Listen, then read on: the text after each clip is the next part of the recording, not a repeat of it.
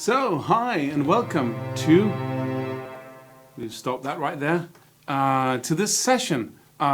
This is our second video in our little mini program on neoclassical soloing and composing. And today I'll show you how you can develop a one-scale approach to everything you do when you solo. I really just use one scale tool. It's one scale with different faces and it changes a little sometimes, but it's the same tool. So I don't have to go from minor, natural minor to melodic minor or play pentatonic here and then change to a completely different scale suddenly. I'm just changing the way I play my one and only scale, and that's it. What happens in reality, of course, is that I do go from scale to scale, but it doesn't seem that way to me in my head as I play. And developing a one-scale-fits-all approach to soloing really simplifies what you do enormously. And that enables you to get to the point where you don't think about what you do very much. You just play. You know, when you hear an interview with some top guitar player and we come to the question of what scales and arpeggios he uses, and then he mentions 2 or 3 scale shapes and a bunch of arpeggios or scales. And when you lay that out on the fretboard and try to get to the point where you can go relaxed in and out of every shape, it seems like an enormous, almost impossible task. The one scale fits all concept really fixes all of this. It's part of that missing link or the gap that we talked about in the previous video. So if you look at the charts I have included with this lesson, and you can download those if you click those buttons out here. And if you're on YouTube, you just click the link below this video and you'll be taken right to that page where you can download the charts. If you look at those, you will see that I've laid out 3 types of minor scales. We have an A natural minor, then you have those 5 scale shapes that belong to that, then you have the A harmonic minor and those 5 scale shapes, and then you have the very relevant melodic minor, which is very relevant in neoclassical and melodic rock, and we have 5 scale shapes there as well. And learning these one by one is an approach that most people use. We learn these shapes so that when somebody yells A harmonic minor, we can just pull out the right scale shape in the right position and get going. But the weakness of learning the scale shapes as individual entities is that every time we have to go from one to the other, we erase what we have in our mind and replace it with a completely different set of tools. Our mind goes blank for a while and looks for that new scale shape or arpeggio, and then we use that. We move between different unrelated dots of on the fretboard. But if you take the one scale shape approach, you start with A natural minor and then you change it so that it becomes the A harmonic minor, and then if you want to go for the melodic minor, you just do that again. In your mind, it's really the same thing. You're just shifting gears easily without having to jump from one completely different set of tools to another in your mind. It's just moderations of existing scale shapes. I'll show you this in an exercise in a moment, but first let's just recognize that changing the scale in this way is not the only thing we can do. You can also limit the amount of notes that you use so that you suddenly have an A minor pentatonic scale instead, but you're using the same scale, but it's just fewer notes from it. In the same way, we can integrate arpeggios and other ideas into that same scale so that we change the face of the scale, so to speak. This is again one of those ways to close the gap and really get to that last level of mastery. It's the difference between having 10 different tools that you have to go in and out of and then just having one tool. If you practice and play this instrument for long enough, eventually you will get to the point where it all comes together as one entity.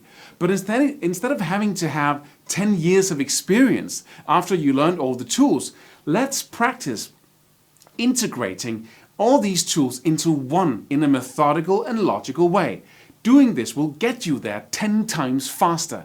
So thinking and seeing the scales in this way enables me to go in and out of every tool I have, like it was one tool. To use 3-note arpeggios, to use pentatonic scales, and everything within that same scale. And the truth is, until you have that feeling of just having one tool, one flexible thing to work with, you're not going to feel free. So instead of hoping and wishing for it to all come together in a decade, let's look at this as a specific skill and then practice it as that. Let me just demonstrate that for you so you can hear and see what that means to you. So what we're going to do in this example is just choose 3 strings and play the A harmonic minor or the A natural minor in those three on those three strings. Again, you'll find this scale shape in the charts. So we have three strings, the G, the B, and the E string, and we're playing the A natural minor on those. And that quickly looks like this. You have the 4th, the 5th, and the 7th fret on the G string. Then you have the 5th, the 6th, and the 8th fret on the B string. Then you have the 5th, the 7th, and the 8th fret on the high E string. But check out the charts. And then if you want to change that scale shape into the harmonic minor, you just shift one note, which is that one right there on the B string. This is all B string changes. The other two strings remain the same. So you just shift that one note there, that last note, and push it up one fret, as you probably know. And then you have the A harmonic minor scale. Instead of... And then if you want to change that again to the melodic minor scale, you just... This was the harmonic minor, natural minor, harmonic minor. Then you shift that note just behind the one we just pushed up one fret, and then you push that one up one fret. Now we have two different notes right here. So in reality we just moved these two notes up one fret to get them from natural to melodic minor. And this scale sounds like this.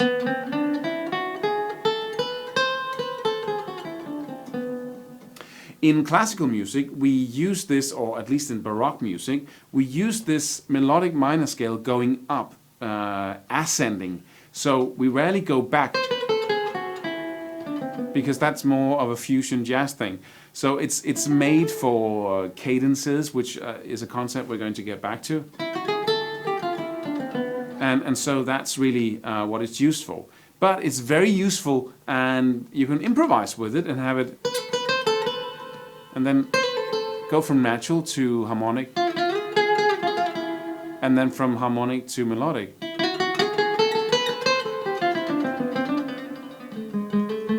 And we're actually now, if you use all these three scales and mix them together or go in between them, we have used 9 notes of the 12 available notes on the fretboard, and we can use the rest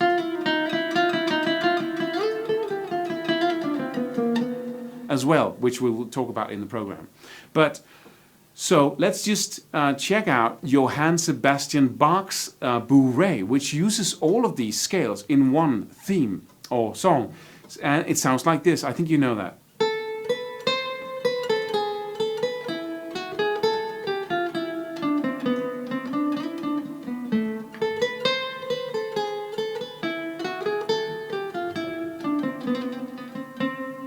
So that's the little piece here, and this piece actually uses all three scales. We start in a natural minor sound. So that's what you hear. But then he shifts it,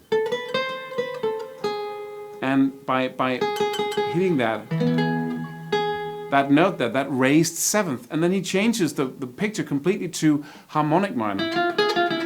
So he goes from to.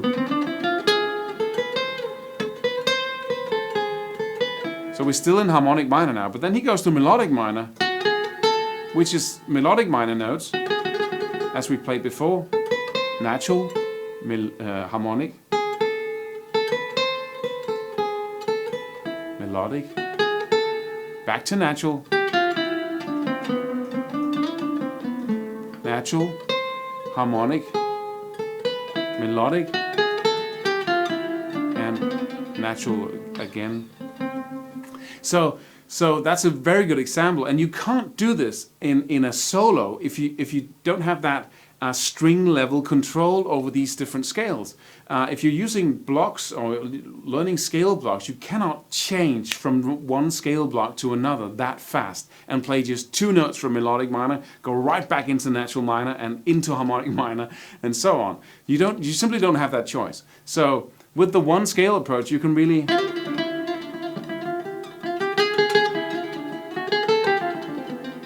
you can use 3 scales as one. So that's really great. And let me just demonstrate that with a little jam track here. I'll put on these fancy headphones again. Now you hear an A minor. play natural minor. We'll go to E major chord, harmonic minor, and back to A minor again. I'm going to stay with harmonic minor. Go to melodic minor.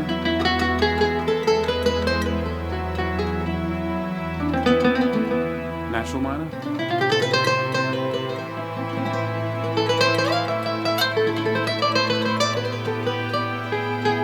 Harmonic minor. And melodic.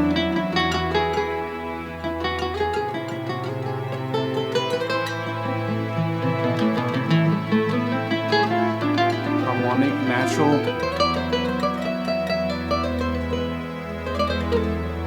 Harmonic. And so on. So being able to do this really makes sense, and it's great freedom to have when you can do this. So now it's actually your turn, because I'm going to stop talking now in a second, and then you can really try this out for yourself.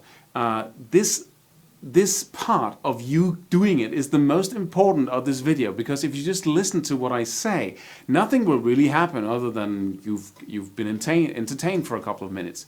It's when you get an experience of it yourself, when your lights turn on inside and you go, hey, this is really quite cool, this really works. And then what happens is you get inspired to go all the way, because you can see that you now have the advantage.